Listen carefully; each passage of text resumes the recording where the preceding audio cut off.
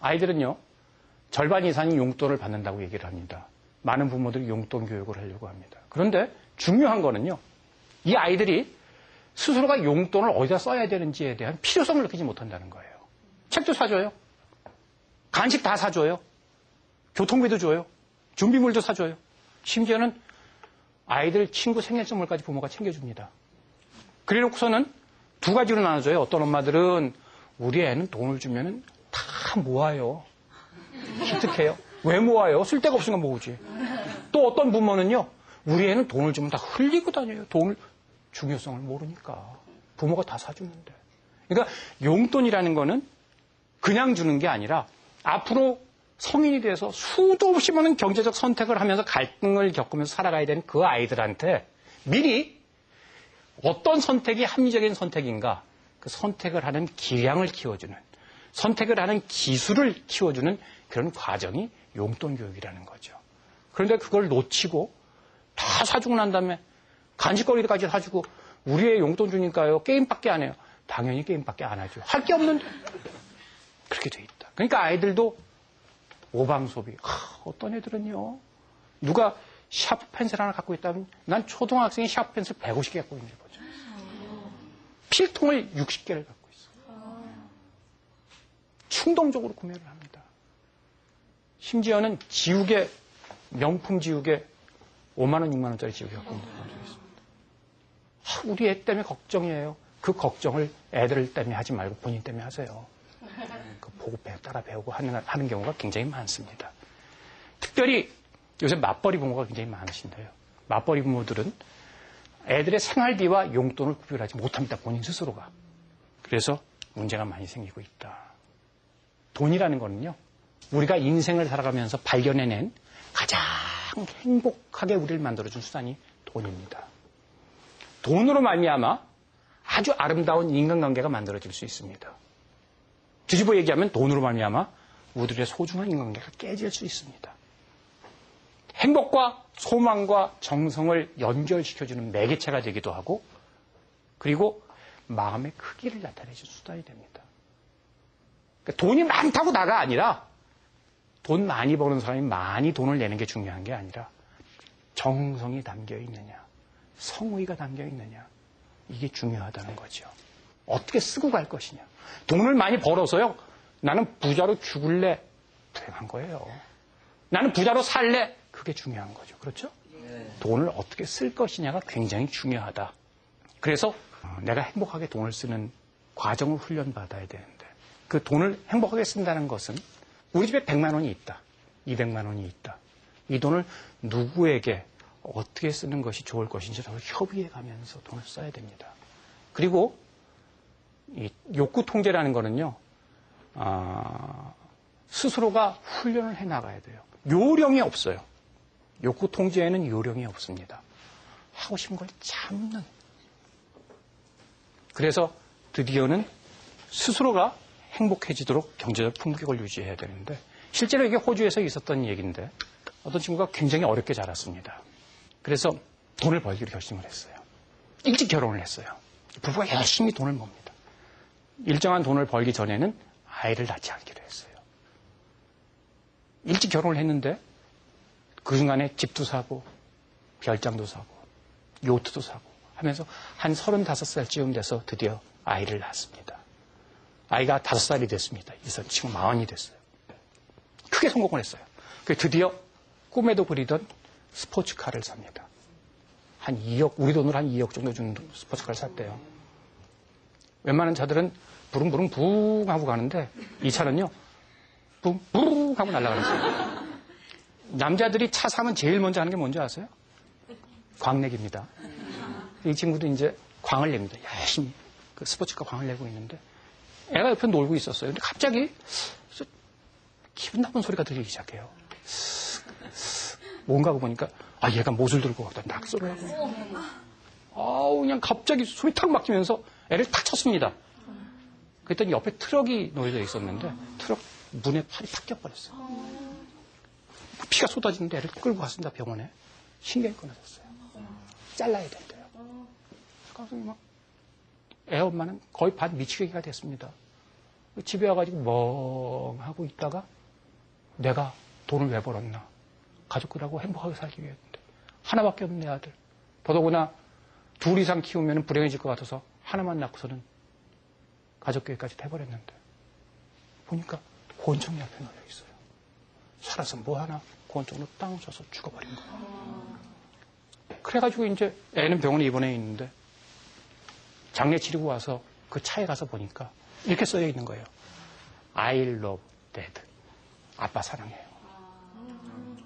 돈이라는 게 그런 겁니다. 행복해지기 위해서, 가족이 행복해지기 위해서 돈을 모은다고 했는데 그 돈 때문에 결국은 행복은커녕 완전히 그냥 파멸로 이렇게 됐다.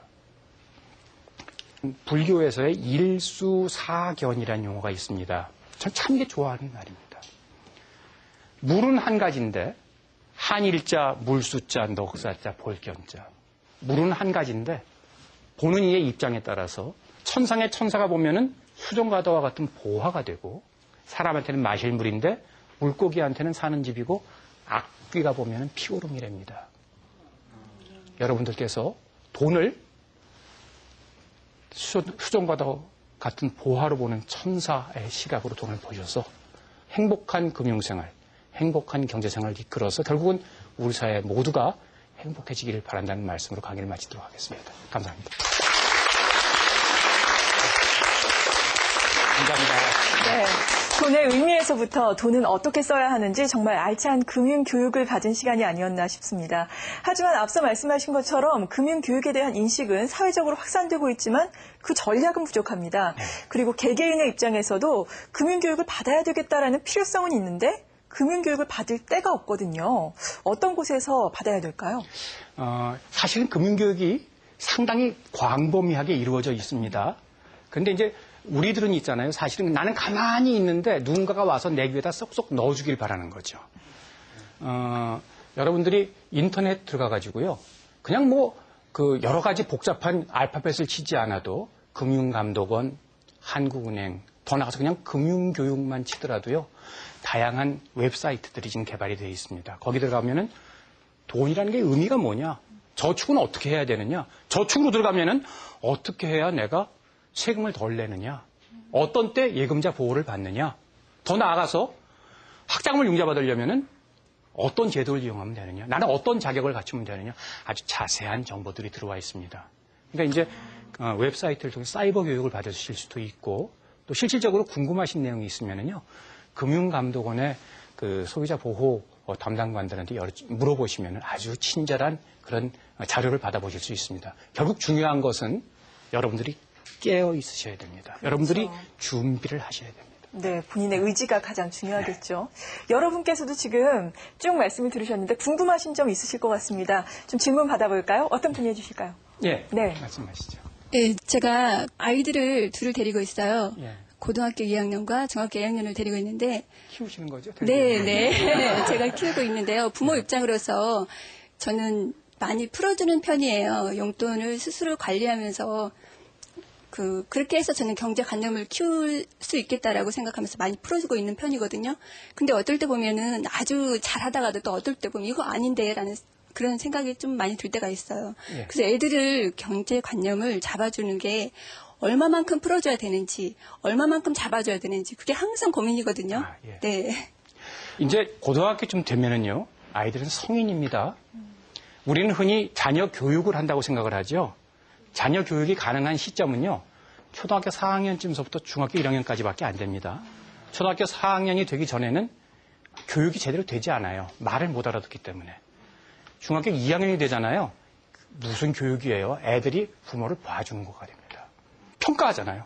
우리 엄마는 어떻다. 우리 집은 어떻다. 이미 머리가 연골기 시작하거든요. 그러니까 중학교에 들어가기 시작한 아이들과 교육을 내가 하겠다라고 생각을 하지 마시고요. 이제는 자녀들을 가족 구성원으로 인정을 하겠다가 되어야 됩니다. 그리고 이 가족 구성원들과 협의해 가면서 경제생활을 이끌어 나가겠다. 그때 리더가 나다. 가족 구성원들의 리더가 나다라는 걸 생각을 하셔야 됩니다. 그리고 협의하세요. 용돈의 범위, 용돈이 얼마가 필요한지. 그리고 대개 돈을 주고 난 다음에 한 달 뒤에 그 사용 내역을 따져보는 걸 굉장히 좀 치사한 걸로 생각하는데요. 돈은 틀림없이 꼬리표가 있어야 됩니다. 돈을 그냥 주워놓고 있잖아. 감독을 안 하잖아요. 그 돈은 썩습니다. 부부관계도 마찬가지예요. 대개들 남편들이 생활비를 내놓고 그러면 한 달 뒤에 남편한테 이 돈을 이렇게 썼습니다 하고 결산 보고하는 가정이 별로 없어요. 그런데 사실은 그게 이루어져야 돼요. 그것처럼 자녀들한테 서로 협의해서 용돈의 범위를 정해주고 그리고 그 용돈을 어떻게 썼는지를 다시 감사를 하면서 그래서 이제 인센티브를 줘야 돼요. 용돈을 조금 올려준다든지 용돈을 깎는다든지 야단을 친다든지 그런 식으로 서로 협약이 돼 있어야 됩니다. 자녀들하고. 근데 거기서 더 중요한 거는요. 용돈이라는 건 그냥 돈을 주는 것뿐만이 아니라 이 용돈 교육을 통해서 내 아이가 앞으로 수도 없이 많은 경제적 사건들에 대응해 나갈 수 있는 그 능력을 키우는 과정이다라고 생각을 해서요. 그래서 그 용돈을 쓸 수 있는 여건을 만들어줘야 됩니다. 아이들한테도 그 용돈으로 분명히 정해주는 거예요. 너는 이만큼만 놀이비용으로 써라. 놀이비용 주는 부모가 별로 없더라고요. 아이들은 다 놀이비용으로 돈을 쓰거든요. 요만큼만 놀이비용으로 써라. 그리고 만약에 넘어선 경우에도 부모한테 얘기하자. 그렇게 서로 솔직하게 대화하는 과정에서 용돈 교육을 하는 게 좋다고 생각합니다. 네, 정말 저를 포함해서 여기 계신 모든 분들 그리고 오늘 방송을 보신 모든 분들의 경제 활동이 앞으로 조금이나마 변화하지 않을까 하는 생각이 드네요. 천규승의 살맛나는 경제를 통해서 정말 피가 되고 살이 되는 말씀을 해주신 천규승 박사님께 다시 한번 감사의 박수 부탁드립니다. 감사합니다. 네. 한 가정의 경제도 한 나라의 경제도 평소에 알뜰하고 정말 짜임새 있게 운영을 한다면 위기가 닥쳤을 때 슬기롭게 극복을 해나갈 수 있겠다라는 생각이 듭니다. 미래의 모습은 우리의 현재의 모습에서 비롯된다라는 평범하고도 소중한 진리를 다시 한번 깨닫게 되는 그런 시간이 아니었나 싶습니다. TV평생대학 저희는 다음 주 이 시간에 보다 새로운 내용으로 여러분 찾아뵙겠습니다. 고맙습니다.